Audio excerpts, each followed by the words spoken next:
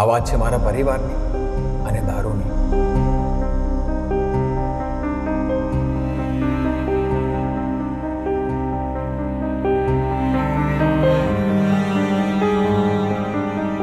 મારું સ્વર, મારી કલમ, એ જ મારી શક્તિ અને એ જ મારી શકલ છે. મારા પપ્પા બહુ જ સારા કલર ડાયર હતા. પછી એમને દારૂનું વ્યસન લાગ્યું. અમારું ભાડાનું ઘર હતું, અમને ઘરની બહાર કાઢી મૂકવામાં આવ્યા આ વ્યસનના કારણે.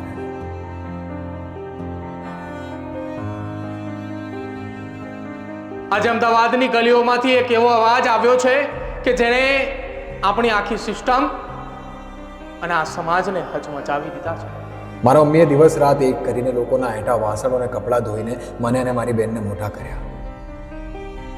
મને ખબર નથી પડતી આમાં વાંક કોનો છે, દારૂ વેચવાવાળાનો, પીવાવાળાનો, કે જે લોકો એમને પકડી નથી શકતા એમનો, મંત્રીઓનો.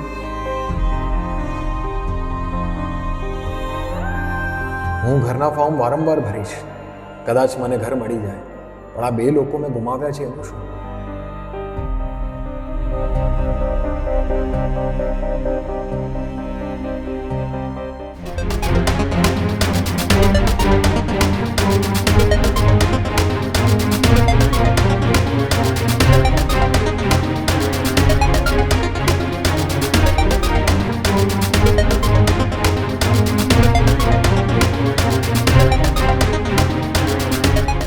ખાલી કિસ્સાઓમાં પણ સપનાઓની છલક ભરીને ચાલે છે.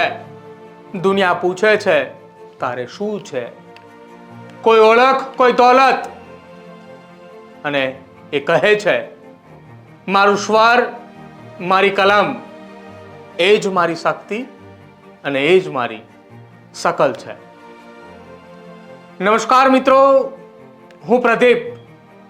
આજે કલાકાર એ મંચ ઉપર આવે છે ને ત્યારે આખે આખું સભાગૃહ એ કલાકારને જોઈ અને તાળીઓની ગળગળાટ થી એ સભાગૃહ ગુંજી ઉઠે છે.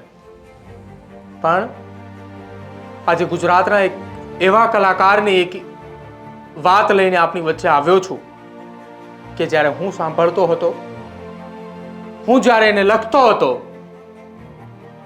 ત્યારે મારી આંખમાંથી પણ આંસુ આવ્યા અને મારા હાથના એ રૂવાડા પણ ઊભા થયા કે કલા એ માણસને ક્યાં સુધી લઈને જાય છે.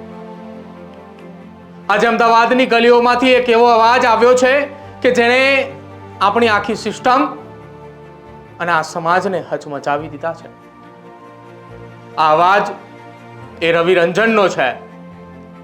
રવિ એ પોતે એ મંચ પરથી એ પોતાની વાત મૂકે છે, પરંતુ આજે રવિએ ન તો એ કોઈ મંચનો ઉપયોગ કર્યો, ન તો એ કોઈને પોતાની વાત કહેવા ગયો.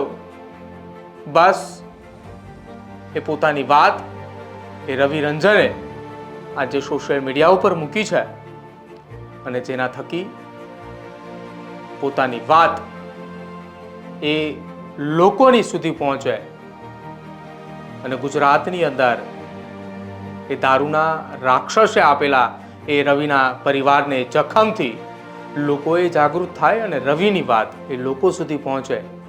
એટલા માટે અમે પણ એક માધ્યમ બની રહ્યા છીએ કે રવિની વાત આપના સુધી પહોંચાડીએ. નમસ્કાર. આ વાત રજૂ કરવા માટે મારે ખૂબ જ હિંમત ભેગી કરવી પડી છે. આ વાત છે મારા પરિવારની અને દારૂની.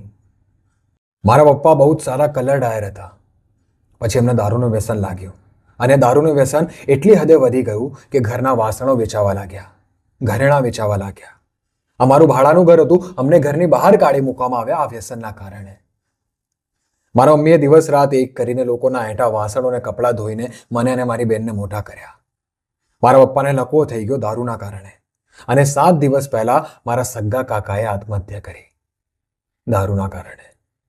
તો દારૂથી આ ઘર કેવી રીતે તબાહ થઈ જાય છે, બરબાદ થઈ જાય છે, ભાંગી પડે છે, મારાથી વધારે કોઈ નહીં જાણે. સાહેબ, અમારા માટે રહેવા માટે તો ઘર હતું જ નહીં, ભાડાનું ઘર હતું. અમને ઘરની બહાર કાઢી મૂકવામાં આવતા હતા, પણ આ છત સમાન બે લોકો તૂટી પડ્યા એનું શું?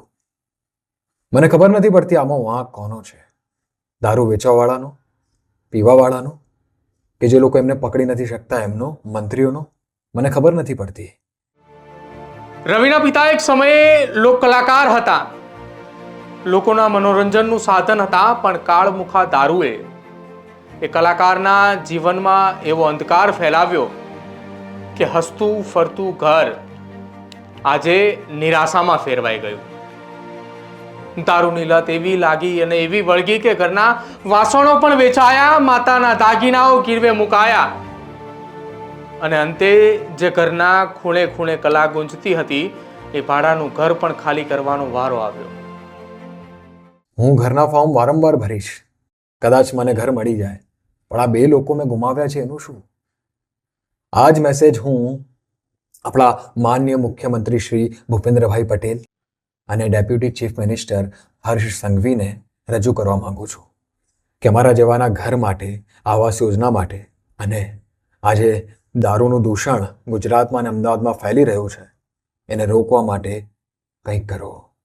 આ મારો અવાજ નથી, મારી જેમ હેરાન થતા દરેક પરિવારનો અવાજ છે. હું કલાકાર રવિ રંજન આપનાથી આ વિનંતી કરું છું કે આ બાબતે કંઈક કરો, ઘર માટે અને છત સમાન લોકો માટે. ધન્યવાદ. રવિની આ વ્યથા સાંભળીને તમારા હાથના રૂવાડા ઊભા થઈ જશે. એક બાજુ પિતાએ દારૂના કારણે લકવાગ્રસ્ત થઈને પથારીવશ છે, બીજી બાજુ હજી તો 7 જ દિવસ પહેલા સગા કાકાએ દારૂની કારણે, દારૂના નશાથી કંટાળીને આપઘાત કર્યો છે. રવિની માતાએ બીજાના ઘરે એઠા વાસણો માંજે, લોકોના કપડાં ધોઈ અને પરિવારને જીવતો રાખ્યો છે. પણ સવાલ એ ઉઠી રહ્યો છે કે ક્યાં સુધી એ પરિવાર આ પરિસ્થિતિની વચ્ચે જીવતો રહેશે? ગુજરાતમાં દારૂબંધી છે, તેમ છતાંય રવિ જેવા કલાકારોના ઘરના એ દારૂના કારણે ઉજ્જડ થઈ રહ્યા છે. રવિ આજે રાજ્યના મુખ્યમંત્રી ભૂપેન્દ્ર પટેલ અને નાયબ મુખ્યમંત્રી હર્ષ સંઘવી સામે 2 હાથ જોડી અને તેમણે માત્ર માંગ્યું છે તો એક વાત એ માંગી છે કે એ દારૂ વેચનારાઓ અને પીનારાઓ પર લગામ કસાય અને બીજી બાજુ જેની પાસે ઘરનું ઘર નથી, જેનું ઘર બરબાદ થઈ ચૂક્યું છે, એવા લોકોને રહેવા માટે આવાસ યોજનામાં એક નાની એવી છત મળે. બસ એક કલાકાર થકી એ ખાલી ખિસ્સામાંથી રવિએ માત્ર 2 માંગ મૂકી છે. આ માત્ર રવિની વાત નથી, આ ગુજરાતના ખૂણે ખૂણે છુપાયેલી હજારો પરિવારની એ કરુણતા છે. શું આ કલાકારોનો પોકાર એ સત્તાના સિંહાસન પર બેઠેલા લોકો સુધી પહોંચશે? શું રવિની વાત એ જન જન સુધી પહોંચાડવા એ તમે માંગી રહ્યા છો? શું તમને એવું લાગી રહ્યું છે કે રવિની આ વાત એ સત્તાના સિંહાસન સુધી બેઠેલા લોકો સુધી પહોંચવી જોઈએ? ગુજરાતના ખૂણે ખૂણે બેઠેલા એ કલાકારો અને ગુજરાતના ખૂણે ખૂણે રહેલા ગુજરાતના દરેક નાગરિક સુધી પહોંચવી જોઈએ? સરકાર આ મામલે સંવેદનશીલ દાખલ છે કે કેમ? આ તમામ સવાલો છે. બસ અમે આ વાત અને અમે આ રજૂઆત એટલા માટે મૂકી રહ્યા છીએ કે ગુજરાતના કલાકારોનો એક પરિવાર કે જેમણે હંમેશા એ કલાને જાગતી રાખવા માટે ન માત્ર પોતાનો પરિવાર પરંતુ પોતાનું બધું જ મૂકી દીધું છે. રવિ એ આજે પણ પોતાની કલા અને પોતાની પિતા તરફથી મળેલી વારસાની કલાને કારણે એ સમગ્ર ગુજરાતનો પ્રવાસ કરી રહ્યો છે. ગુજરાતના ખૂણે ખૂણે જઈને એવા પ્રકારના નાટકો ભજવે છે કે જ્યાં સમાજની અંદરથી સમાજમાં કંઈક અનોખું એ લોકોને મળે, લોકોને સમાજની કોઈક એવી વાસ્તવિકતા એ લોકો સુધી પહોંચાડવા માટે રવિ પ્રયાસ કરતો રહ્યો. પણ રવિના પરિવારને બચાવવા માટે એ ક્યારેય કોઈએ પ્રયાસ ન કર્યો.